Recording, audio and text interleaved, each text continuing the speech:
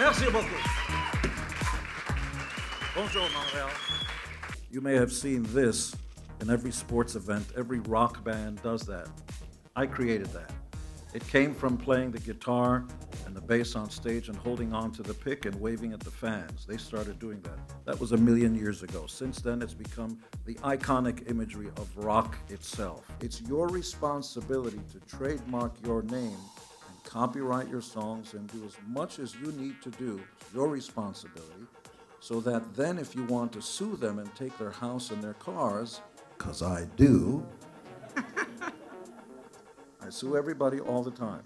You'll only get the respect you demand. That means you must have the law on your side. And without trademarking your brand is no brand at all.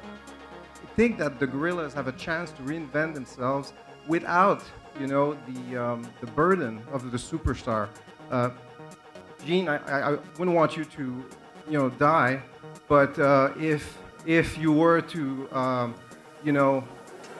exit the world, I don't think that Kiss would be the same. Whereas I think that Gorillaz has a chance to sustain itself beyond its founder's dream. Actually, death is a very good marketing ploy.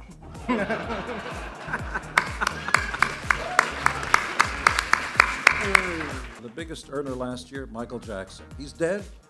Made more money this year than he has in 10 years. But you can only do that once. They're not doing enough in the licensing and merchandising world. I've never seen anybody wear a Gorillaz t-shirt. I've never gone to a toy store or anything else. But today, you can walk into any 7-Eleven, anywhere, and get your Kiss Slurpee cups. By the way, all bands, the hippiest band, Kings of Leon, to alternative bands, Fish, to anybody, are all the same. They all sell t-shirts. Some of them actually sell condoms and caskets. Because we want to make sure we get you coming and going.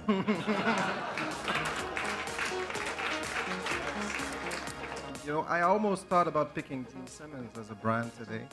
I could have done that. Yeah, I thought about it. Yeah. Seriously. No, I didn't do it, because I took another one. Oh.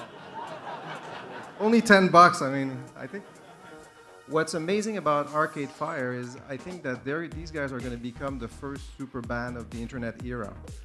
They did it because I think that the internet and the big changes in the industry create significant opportunities.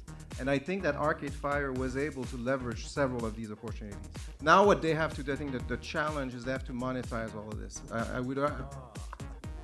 Well, 7 nights at the O2 Dome is not bad in terms of monetization, and no one else can do that. If you become big.